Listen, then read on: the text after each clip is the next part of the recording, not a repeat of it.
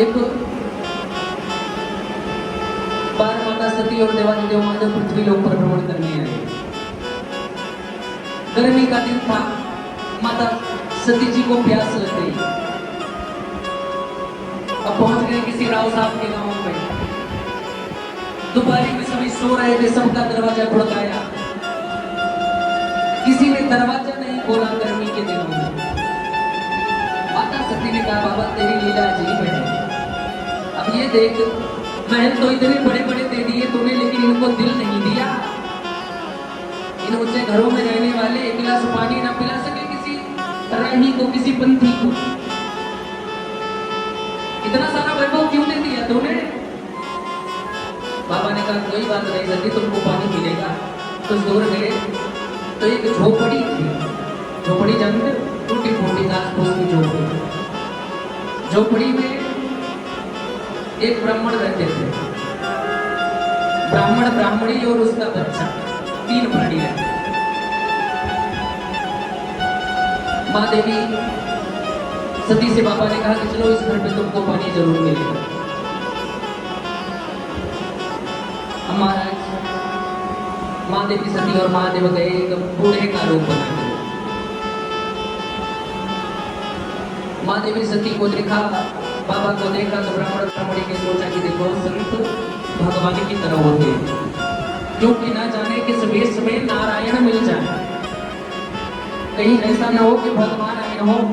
एक काम करना कि मैं तो वो बूढ़े की सेवा करूंगा, बूढ़े बाबा की, और तुम वो जो बुढ़िया माँ है ना उनकी सेवा करना, कुछ न कुछ जरूर मिलेगा। महाराज पहुंचे भगवान शिव और माता पार्वती।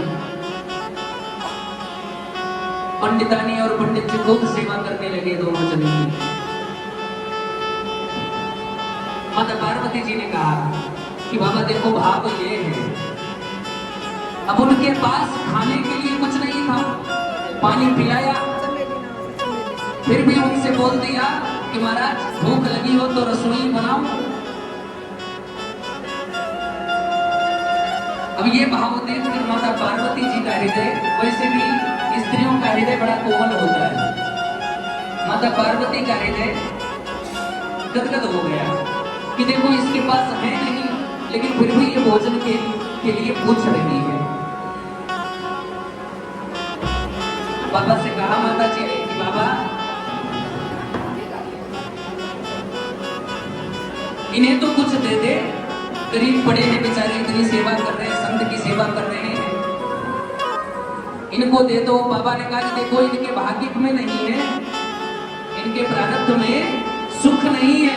अरे बोले जब दातार महादेव हो तो काहे का भाग्य? बोले महादेवी प्रयत्न कर लो आप, लेकिन इनकी किस्मत में नहीं है। महादेवी ने कहा कैसे नहीं है, मैं बताती हूँ। गए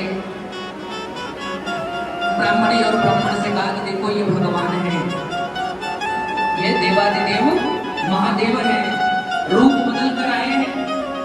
जाओ एक एक वरदान तुम तीनों मांग लो और बाबा वरदान पूरी करेगा। सबसे पहले ब्राह्मणी गई। ब्राह्मणी थोड़ी गरीबी में रहते रहते बूढ़ी सी हो गई थी। ब्राह्मणी ने सोचा